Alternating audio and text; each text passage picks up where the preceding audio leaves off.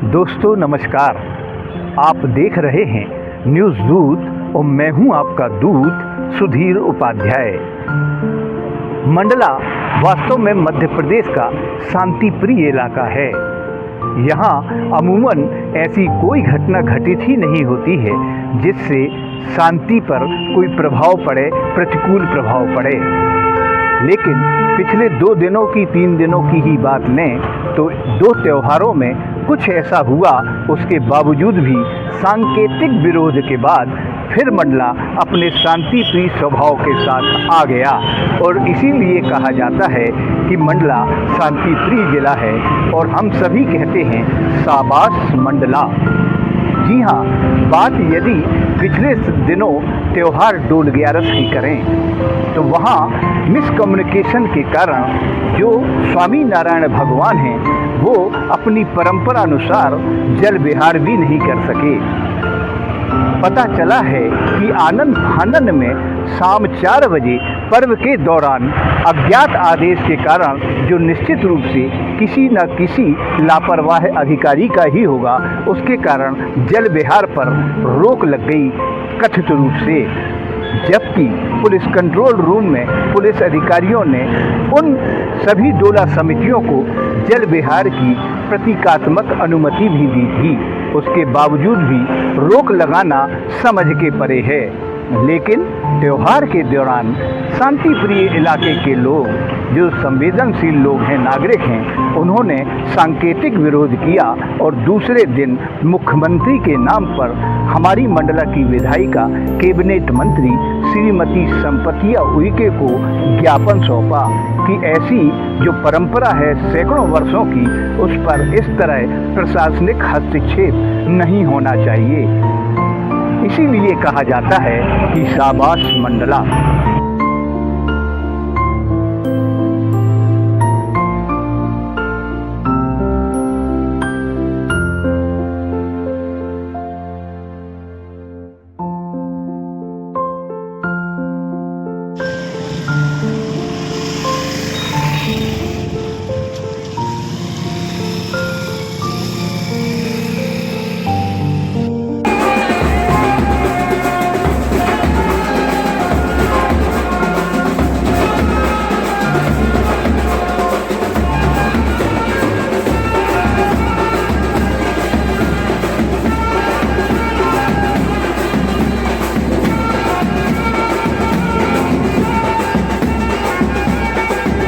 वहीं दूसरी तरफ आप देखिए, त्योहार ईद का था।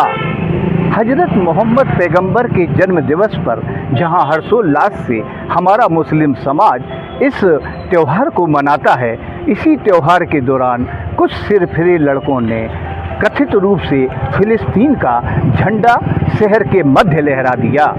यानी इस शांति प्रिय क्षेत्र में फिर अशांति फैलाने का दुस्साहस करने का कुछ लोगों ने प्रयास किया। लेकिन फिर देखिए, इसीलिए कहा जाता है कि मंडला शांति प्रिय है और इसीलिए कहा जाता है कि मंडला शाबाश मंडला कहलाता है। कहीं विरोध नहीं हुआ, कुछ सांकेतिक विरोध हुआ और सिरफिरे युवक को हवालात के पीछे पहुंचा दिया गया, लेकिन मंडला अपनी परिभाषा पर कायम रहा।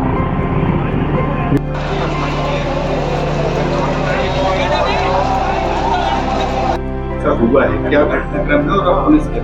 आज मिलादुन्नबी के अवसर पर मुस्लिम समाज द्वारा एक जुलूस निकाला गया था। ये बात सामने आई कि उसमें एक व्यक्ति के द्वारा फिलिस्तीन का झंडा फहरा करके कोई ऐसी उन्होंने नारेबाजी की जिससे कि दोनों धर्मों के बीच वैमनस्यता हो सकती है। इस संबंध में उनके द्वारा आवेदन दिया गया है और आवेदन पे जो धारा के अंतर्गत जो भी अपराध पंजीबद्ध करना है वो करने के बाद उसमें हम गिरफ्तारी का प्रयास करेंगे। लेकिन यह बता देना यहाँ उचित है चलते चलते कि मंडला वह भी एक इलाका है जहाँ कुछ ऐसी घटनाएं भी हुई हैं जो मध्य प्रदेश के किन्हीं शहरों में और किसी क्षेत्र में नहीं हुई हैं। इसलिए मंडला हमेशा यह ऐलान भी करता है कि शहर के शांति प्रिय स्वभाव को यदि कोई अनावश्यक रूप से छेड़ेगा तो वह सब घटित होगा जो मध्य प्रदेश में कहीं घटित नहीं हुआ है। लेकिन इसके बावजूद भी मंडला ने इन दोनों घटनाओं में सांकेतिक विरोध किया, प्रतीकात्मक विरोध किया, लेकिन इसका आशय यह नहीं कि मंडला कुछ कर नहीं सकता। इसलिए वे तमाम सिरफिरे लोग जो शहर की फिजा और शांति को बिगाड़ने का कथित रूप से जानबूझकर प्रयास करते हैं, उनके लिए स्पष्ट संकेत है कि आने वाले समय में उन्हें बख्शा नहीं जाएगा। आज के लिए बस इतना ही। शाबाश मंडला कहते हुए मैं अपनी वाणी को विराम देता हूँ। देखते रहिए न्यूज़ दूत। जय हिंद।